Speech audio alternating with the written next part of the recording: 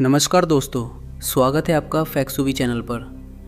दोस्तों, जब भी ग्रहण आता है तो हमारे घरों में एक हाई अलर्ट जारी हो जाता है। अरे ग्रहण लग गया, अब कुछ खाना मत। और जैसे ही ग्रहण खत्म होता है फरमान आता है, जाओ जाकर तुरंत नहा लो। क्या आपने कभी सोचा है कि जो खाना 10 मिनट पहले तक अमृत था वो ग्रहण लगते ही अचानक जहर कैसे बन जाता है? और अगर हम कमरे के अंदर बंद हैं तो ग्रहण खत्म होने के बाद नहाना क्यों ज़रूरी है? हम गंदे कैसे हुए? क्या ये बातें सिर्फ पंडितों के डराने के तरीके हैं, या इसके पीछे कोई ऐसा गहरा विज्ञान छिपा है जिसे वैज्ञानिक भी मानते हैं? आज आपके सारे अंधविश्वास टूटेंगे और असली विज्ञान सामने आएगा, तो वीडियो को अंत तक ज़रूर देखिएगा। सबसे पहले समझते हैं खाने वाले नियम को। हमारी पौराणिक कथाओं और अध्यात्म के अनुसार ग्रहण तब लगता है जब राहु और केतु चंद्रमा को निगलने की कोशिश करते हैं। इस समय ब्रह्मांड में भयंकर नकारात्मक ऊर्जा फैल जाती है। इसे सूतक काल कहा जाता है। शास्त्र कहते हैं कि सूतक काल और ग्रहण के दौरान पकाया गया या खाया गया अन्न अशुद्ध हो जाता है और इसे खाने से बीमारियां और दुर्भाग्य आता है। अब आते हैं असली विज्ञान पर। मॉडर्न साइंस कहता है कि ग्रहण के दौरान राहु केतु नहीं बल्कि पृथ्वी की परछाई चंद्रमा को ढक लेती है। लेकिन यहीं से असली खेल शुरू होता है।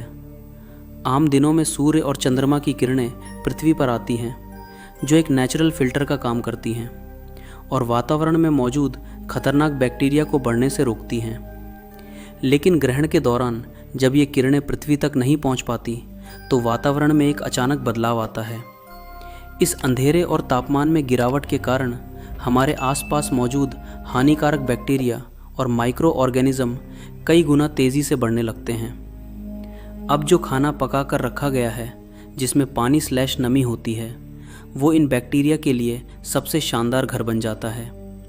सिर्फ 2 से 3 घंटे के ग्रहण में उस पके हुए खाने में इतने बैक्टीरिया पनप जाते हैं कि वह सच में जहर के समान हो जाता है। साथ ही विज्ञान मानता है कि ग्रहण के दौरान गुरुत्वाकर्षण में बदलाव के कारण हमारा पाचन तंत्र बहुत धीमा हो जाता है। अगर आप उस समय खाना खाएंगे तो वह पचेगा नहीं बल्कि पेट में सड़ेगा। यही कारण है कि विज्ञान और अध्यात्म दोनों मानते हैं कि ग्रहण के समय पके हुए अन्न से दूरी बनानी चाहिए। अब आते हैं नहाने के नियम पर। ग्रहण के बाद नहाना क्यों ज़रूरी है? अध्यात्म कहता है कि ग्रहण के दौरान जो नकारात्मक ऊर्जा, सूतक की अशुद्धि पूरे ब्रह्मांड में फैली थी, वो हमारे शरीर और कपड़ों पर चिपक जाती है। इसलिए ग्रहण के तुरंत बाद ठंडे पानी से स्नान करके इस अशुद्धि को धोना ज़रूरी है, वरना इंसान अपवित्र रहता है। नहाने के पीछे विज्ञान क्या कहता है? जैसा कि मैंने अभी बताया, ग्रहण के दौरान वातावरण में खतरनाक बैक्टीरिया, वायरस और कॉस्मिक रेडिएशन का प्रभाव बहुत तेज़ हो जाता है। आप भले ही घर के अंदर हों, लेकिन हवा के ज़रिए ये माइक्रो ऑर्गेनिज्म आपके शरीर की त्वचा, आपके बालों और आपके कपड़ों पर जमा हो जाते हैं। ग्रहण के 3 से 4 घंटे के दौरान आपका शरीर एक बैक्टीरिया मैग्नेट बन चुका होता है। विज्ञान कहता है कि इन कीटाणुओं को शरीर से हटाने का सबसे तेज़ और प्रभावी तरीका है पानी। पानी एक नेचुरल क्लींजर और एनर्जी कंडक्टर है।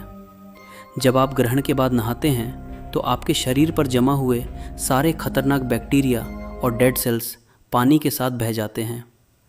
नहाने से आपके शरीर का जो तापमान ग्रहण के रेडिएशन के कारण बिगड़ गया था, वह दोबारा रीसेट हो जाता है। ठंडे या ताज़े पानी से नहाने से आपका नर्वस सिस्टम फिर से एक्टिवेट हो जाता है और सुस्ती/आलस्य खत्म हो जाता है। प्राचीन भारत में लोग नहाने के पानी में नमक या गंगा जल मिलाते थे, जो आज के ज़माने के डेटॉल या एंटीसेप्टिक का काम करता था। तो दोस्तों, पूरा निष्कर्ष क्या निकला? अध्यात्म कहता है सूतक की अशुद्धि से बचने के लिए खाना छोड़ो और नहा लो, और विज्ञान कहता है बैक्टीरिया के ओवरग्रोथ और रेडिएशन से बचने के लिए खाना छोड़ो और स्किन को डिटॉक्स करने के लिए नहा लो। ग्रहण में इन नियमों का पालन अंधविश्वास मानकर नहीं बल्कि अपनी हेल्थ के लिए ज़रूर कीजिएगा। वीडियो पसंद आया हो तो वीडियो को लाइक और चैनल को सब्सक्राइब कर लें।